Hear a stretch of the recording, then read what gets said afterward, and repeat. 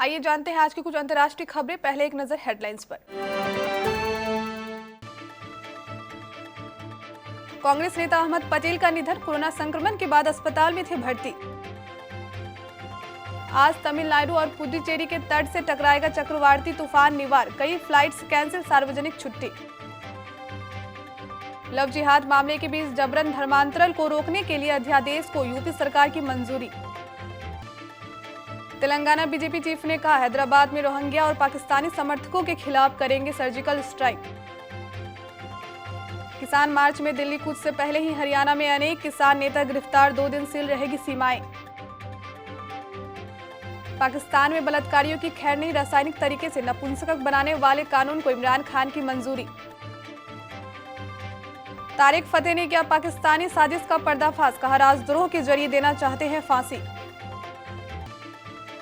दीपिका पादुकोण ने कार्तिक आर्यन से किया वादा, बोली मेरी सारी डेट्स तुम्हारी। रोहित और ईशांत को फिट होने में लगेगा 1 महीना, श्रेयस अय्यर बन सकते हैं हिटमैन का विकल्प। कोरोना संक्रमित होने के बाद वह कई दिनों से गुरुग्राम के मेदांता अस्पताल में भर्ती थे। उनके बेटे फैसल पटेल ने लिखा, बहुत दुख के साथ कहना पड़ रहा है कि मेरे पिता अहमद पटेल का निधन 25 नवंबर को सुबह 3:30 पर हो गया। करीब महीने भर पहले वह कोरोना संक्रमित पाए गए थे। इसके बाद उनकी हालत बिगड़ती गई और शरीर के कई अंगों ने काम करना बंद कर दिया। मैं सभी शुभचिंतकों से प्रार्थना करता हूं कि वो कोविड-19 प्रोटोकॉल का पालन करें और भीड़ ना करें, वो सोशल डिस्टेंसिंग का ध्यान रखें। बंगाल की खाड़ी के ऊपर बना गहरे दबाव का क्षेत्र चक्रवाती तूफान निवार में परिवर्तित हो चुका है तथा इसके और विकराल रूप धरने की आशंका है। मौसम विज्ञान विभाग ने मंगलवार को बताया कि तूफान बुधवार को तमिलनाडु और पुडुचेरी के तट से टकरा सकता है। विभाग ने कहा कि बुधवार को तमिलनाडु, पुडुचेरी और कराईकल के ज्यादातर हिस्सों में बारिश हो सकती है। कुछ स्थानों पर भारी से बहुत भारी बारिश भी हो सकती है।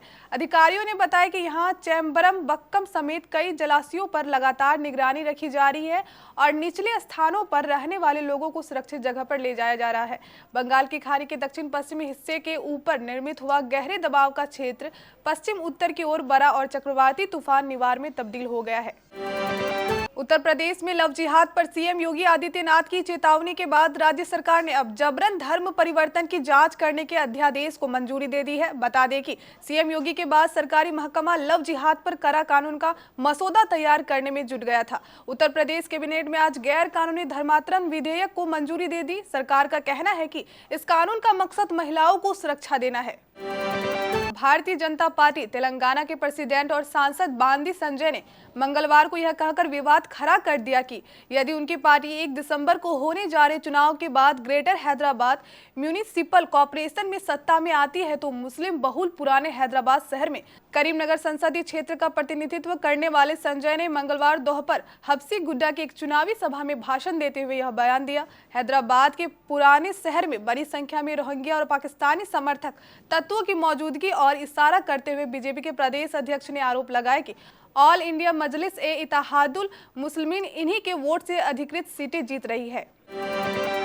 केंद्र सरकार के 3 कृषि कानूनों के खिलाफ किसान के 26 नवंबर के राष्ट्रव्यापी दिल्ली कूच से पहले ही हरियाणा में किसान नेताओं की धरपकड़ शुरू हो गई है। वहीं हरियाणा के मुख्यमंत्री मनोहर लाल खट्टर ने मंगलवार को कहा कि पंजाब के साथ लगने वाली राज्य की सीमाएं 26 और 27 नवंबर को बंद रहेगी। इसी बीच हरियाणा पुलिस ने जनता के लिए एडवाइजरी जारी कर उनसे अपनी यात्रा योजनाओं को संशोधित करने की अपील की है। खट्टर ने कहा कि लोगों को 2 दिन के लिए पंजाब के साथ लगने वाली राज्य की सीमाओं पर यात्रा करने से बचने की सलाह दी गई है क्योंकि ये सीमाएं सील रहेगी। पाकिस्तान के मीडिया में मंगलवार को जारी एक खबर में दावा किया गया कि प्रधानमंत्री इमरान खान ने एक कानून को सैद्धांतिक मंजूरी दे दी जिसमें बलात्कार के दोषियों को रासायनिक तरीके से नपुंसक बनाने और यौन उत्पीड़न के मामलों में त्वरित सुनवाई का प्रावधान किया है।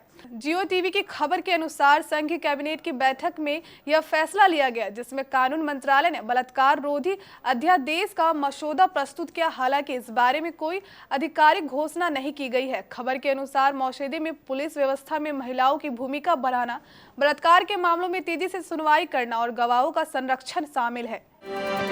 पाकिस्तानी मूल के लेखक तारिक फतेह ने मंगलवार सुबह अमेरिका में रहने वाले पाकिस्तानी सैन्य अधिकारियों की ओर से मौत की धमकी मिलने की जानकारी दी।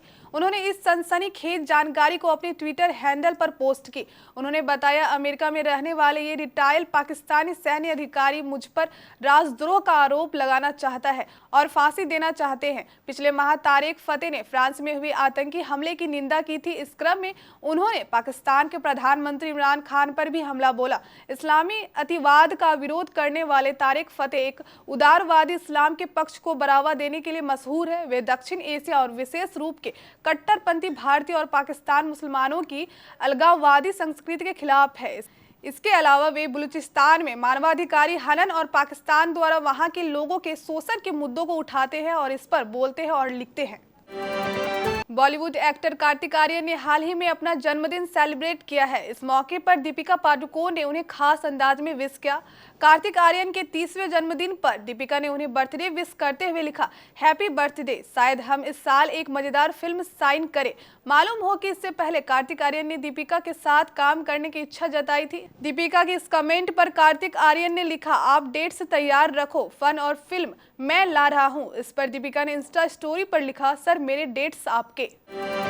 भारत के स्टार सलामी बल्लेबाज रोहित शर्मा और तेज गेंदबाज ईशांत शर्मा ऑस्ट्रेलिया के खिलाफ पहले 2 टेस्ट में नहीं खेल पाएंगे। उनका बचे हुए 2 टेस्ट में खेलना भी संदिग्ध है। दरअसल बीसीसीआई को बताया गया कि दोनों को मैच फिट होने में करीब 1 महीना लगेगा। यही नहीं, आईपीएल में दिल्ली कैपिटल्स की कमान संभालने वाले श्रेयस अय्यर रोहित का विकल्प हो सकते हैं।